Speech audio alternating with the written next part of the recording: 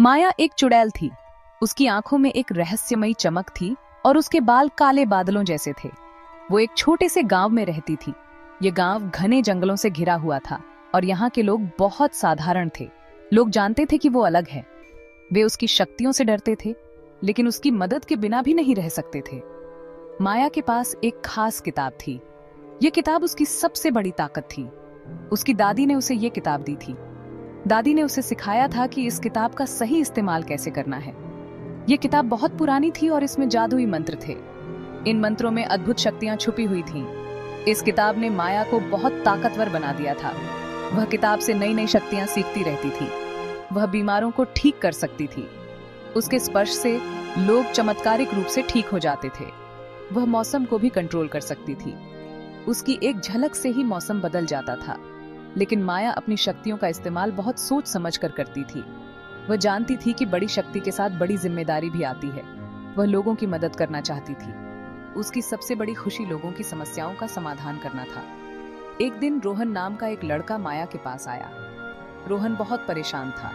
उसकी आंखों में आंसू थे और वह बहुत घबराया हुआ था। उसकी बहन बहुत बीमार थी। वह बिस्तर से उठ भी नहीं पा रही थी। कोई भी उसकी मदद नहीं कर पा रहा था। गांव के सभी वैद्य और हकीम असफल हो चुके थे। रोहन ने माया से विनती की कि वो उसकी बहन को बचा ले। उसकी आवाज में दर्द और उम्मीद दोनों थे। माया को रोहन पर बहुत तरस आया। उसने उसकी आंखों में सच्चाई और प्यार देखा। उसने उसकी मदद करने का फैसला किया। माया ने अपनी किताब खोली और मंत्र पढ़ने लगी। माया को एक दुर्लभ जड़ी बूटी की जरूरत थी। ये जड़ी बूटी उसकी बहन की जान बचा सकती थी। ये जड़ी बूटी खतरनाक जंगल में बहुत अंदर उगती थी। जंगल में घना अंधेरा और रहस्यमय माहौल था। ये एक बहुत ही जोखिम भरा सफर था। रास्ते में कई बाधाएं और चुनौतियां थीं, लेकिन रोहन एक बहादुर लड़का था। उसके दिल में अपनी बहन के लिए असीम प्रेम और साहस था। वह अपनी बहन को बचाना चाहता था। उसकी बहन की तस्वीर हमेशा उसके पास रहती थी। माया ने रोहन को एक रक्षा कवच दिया। यह कवच जादुई शक्तियों से भरा हुआ था। उसने कहा, यह तुम्हें सुरक्षित रखेगा। माया के शब्दों ने रोहन को हिम्मत दी। रोहन ने कवच लिया और जंगल में चला गया। उसके कदमों में आत्मविश्वास था।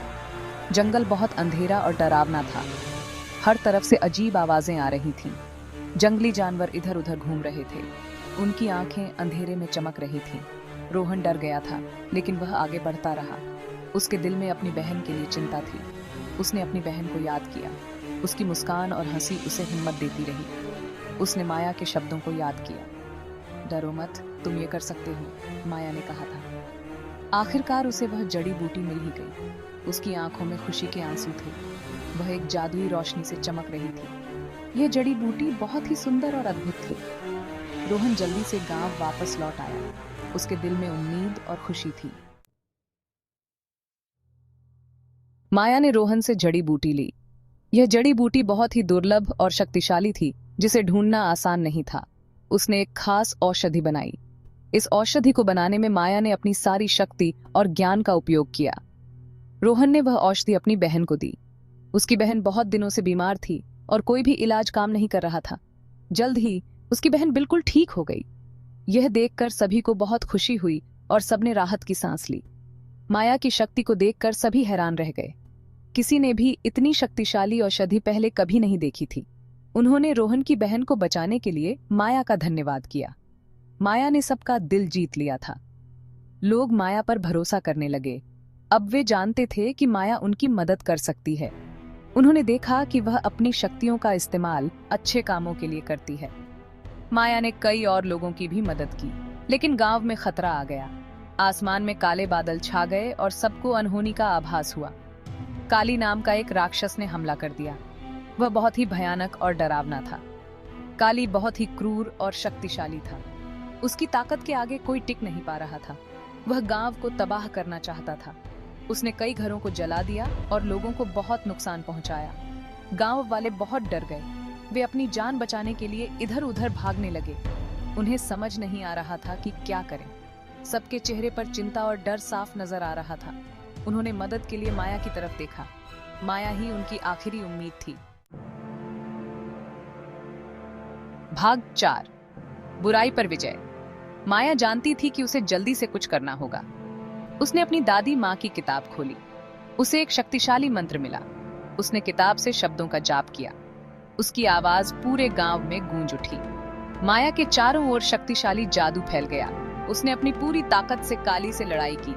जल्द ही काली कमजोर पड़ गया। माया ने उसे गांव से भगा दिया। लेकिन मुसीबत अभी खत्म नहीं हुई थी। एक भयानक अजगर प्रकट हुआ। वह आग उगल रहा था और तबाही मचा रहा था। माया जानती थी कि उसे क्या करना है। उसने अपनी जादुई शक्ति से अजगर को हरा दिया। भाग 5, साहस की विरासत।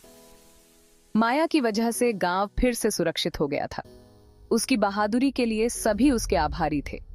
माया ने सभी को दिखा दिया कि जादू अच्छा भी हो सकता है। उसने उन्हें साहस और दूसरों की मदद करने के बारे में सिखाया। माया एक किंवदंती बन गई। लोगों ने पीढ़ी दर पीढ़ी उसकी कहानी सुनाई।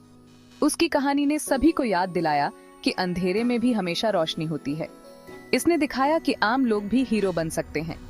इसने साहस, दयालुता और खुद पर विश्वास करने के महत्व को दर्शाया। बिल्कुल माया की तरह बहादुर चुड़ैल